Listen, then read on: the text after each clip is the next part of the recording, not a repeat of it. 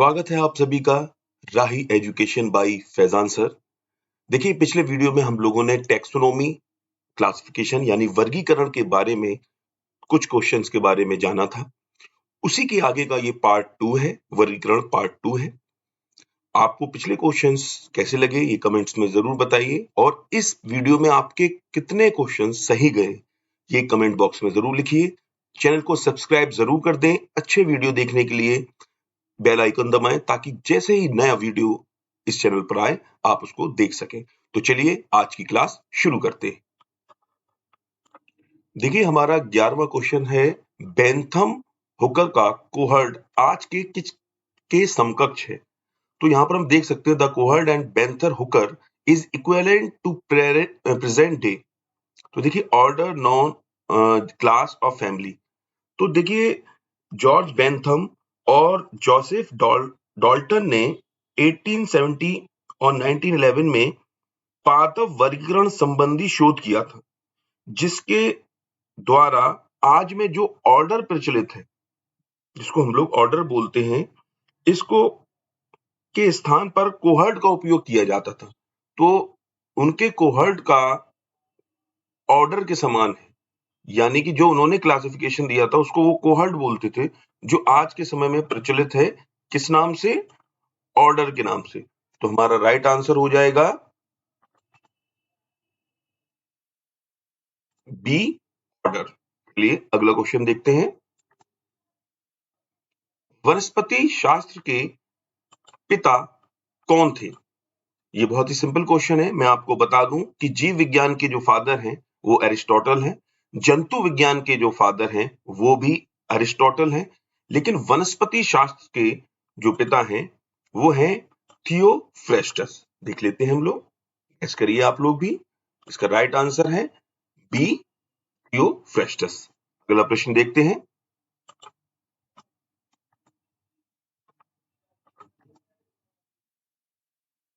एक पादप का वर्णन करते समय लेखक द्वारा पहली बार प्रयोग किए जाने वाला नमूना क्या कहलाता है? The type specimen used by the author for describing a plant for the first time is known as.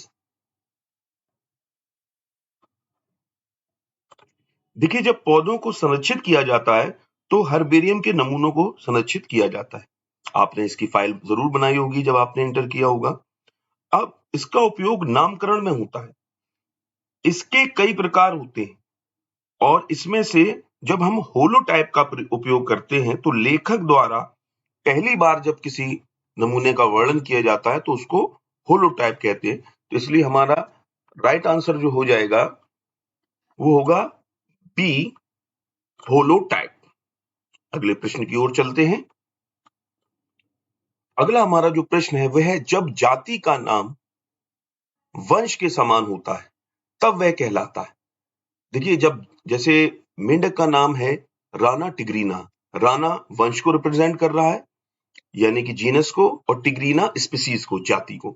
लेकिन कभी कभी जैसे चूहा है, रेटस, रेटस उसको बोलते हैं, तो उसका दोनों समान है, वंश और जाति दोनों समान है। इस कंडीशन में जब जीनस और स्पीसीज दोनों नामों का प्रत्येक अक्षर समान हो तो उसको ऑटोनिम बोलते हैं।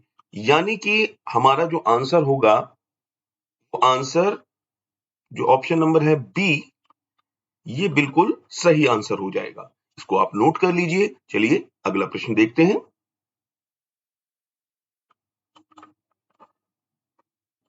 हमारा 15वां क्वेश्चन है, एक वनस्पतिक नाम जिसमें वंश नाम पूर्ण रूप से जाति के संकेत पद को ही दोहराता है कहलाता है। देखिए, ये थोड़ा सा घुमा हुआ क्वेश्चन है, अभी हम लोगों ने किया था। आप गैस करिए। बिल्कुल सिंपल क्वेश्चन है क्योंकि अभी हमने आपको बताया था कि जब जाति और स्पीसीज एक समान हो तो वो टॉटोनिम कहलाता है। तो ये हमारा ए आंसर सही हो जाएगा। चलिए अगला प्रश्न देखते हैं।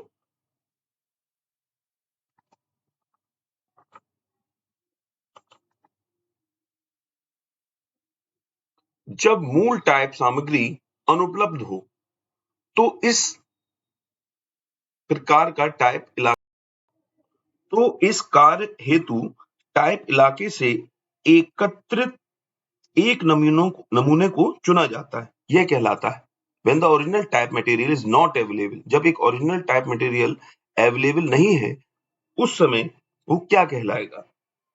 तो देखिए, जब मूल टाइप सामग्री अर्थात होलोटाइप अनुपलब्ध है, मैंने पिछले क्वेश्चन में आपको बताया था कि जब फर्स्ट टाइम नमूना लिया जाएगा तो उसको होलोटाइप बोलेंगे। अगर वो अनअवेलेबल है और अनुपलब्ध है तो लेखक द्वारा उस क्षेत्र से एकत्रित नमूनों में से किसी एक को चुनकर उसका नामकरण कर देते हैं। इस कंडीशन में हम उसको बोलेंगे सिंटाइप, यानी कि हमारा जो राइट आंसर हो जाएगा वो होगा बी ऑप्शन, हमारा राइट आंसर हो जाएगा। ये हमारा बी ऑप्शन सिंटाइप राइट आंसर हो जाएगा। चलिए अगला प्रश्न देखते हैं।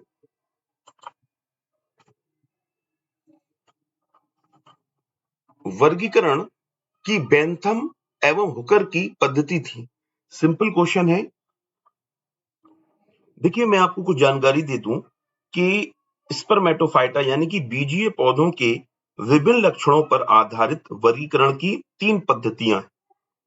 पहली जो है वो प्राकृतिक पद्धति है, नेचुरल सिस्टम, जो बेंथम एवं हुकर ने दी थी। दूसरी है फाइलोजेनेटिक पद्धति, जो एंगलर एवं प्रॉन्टल ने दी थी, और इसमें हचिंसन भी शामिल थे। यानी कि फाइलोजेनेटिक पद्धति को एंगलर, प्रॉन्टल तथा हचिंसन द्वारा दिया गया था। इसके अलावा जो तीसरी पद्धति है आर्टिफिशियल सिस्टम जिसको बोलते हैं, वो लीनियस तथा थियोफ्रेस्टस द्वारा दी गई थी। तो जैसा कि मैंने अभी आपको बताया कि बेंथम एवं हुकर द्वारा किस पद्धति को दिया गया था, तो इसमें हमारा जो राइट आंसर हो जाएगा वो है, बता देता हूं मैं, नेचुरल सिस्टम, यानी कि ए ऑप्शन हमारा बिल्कुल सही हो जाएगा। चलिए आगे बढ़ते हैं। देखिए, बेंथम एवं हुकर की वर्गीकरण पद्धति में कुल कितनी सीरीज है? ये बहुत ही अलग क्वेश्चन है। देखिए, बेंथम एवं हुकर ने बीज युक्त पौधों को द्विबीजपत्री और जिम्नोस्पर्म तथा एक बीजपत्री में विभाजित किया। इनके द्वारा प्रस्तुत वर्गीकरण में कुल 21 सीरीज थी, 21, यानी कि हमारा सी ऑप्शन बिल्कुल सही हो जाएगा। लेकिन मैं आपको बता दूं जिसमें 14 सीरीज द्विबीजपत्री में तथा 7 सीरीज एक बीजपत्री में, यानी कि 7 सीरीज एक बीजपत्री की हो गई और 14 सीरीज द्विबीजपत्री की हो गई, तो टोटल हमारी 21 सीरीज हो गई, यानी कि हमारा आंसर हो जाएगा सी, यानी कि सी ऑप्शन हमारा 21 राइट आंसर हो जाएगा। चलिए अगला प्रश्न देखते हैं। बहुत ही सिंपल क्वेश्चन है, 5 जगत वर्गीकरण किसने प्रस्तुत किया था? ये व्हीटेकर ने किया था। इसका ए ऑप्शन बिल्कुल सही है। Monera, protista, fungi, Plantae, Animalia, ये 5 जगत में इन्होंने इसका वर्गीकरण किया था। 5 किंगडम क्लासिफिकेशन बोलते हैं।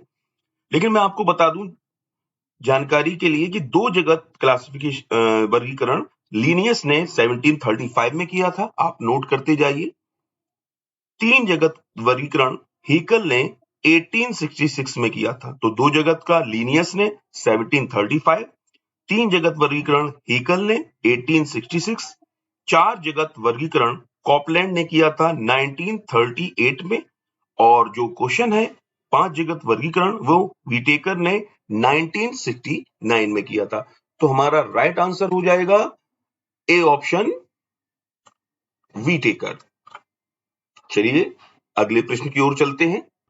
वर्गीकरण की सर्वगत सबसे छोटी श्रेणी क्या है? देखिए, वर्गीकरण की सबसे छोटी श्रेणी स्पीसीज होती है, और इसको अगर क्रम से हम बताएं तो सबसे छोटा स्पीसीज, फिर जीनस, फिर family, order, class, phylum, kingdom और डोमेन। अगर किसी ऑप्शन में सबसे बड़ा पूछा जाए और ऑप्शन में डोमेन ना हो तो हम लोग किंगडम लिख सकते हैं। तो यानी कि हमारा राइट आंसर हो जाएगा, गैस करिए आप लोग, बिल्कुल सिंपल है, मैं आपको बता चुका हूं कि इसका ऑप्शन सी बिल्कुल सही हो जाएगा, यानी कि स्पीसीज सबसे छोटा होता है। अगला प्रश्न देखते हैं।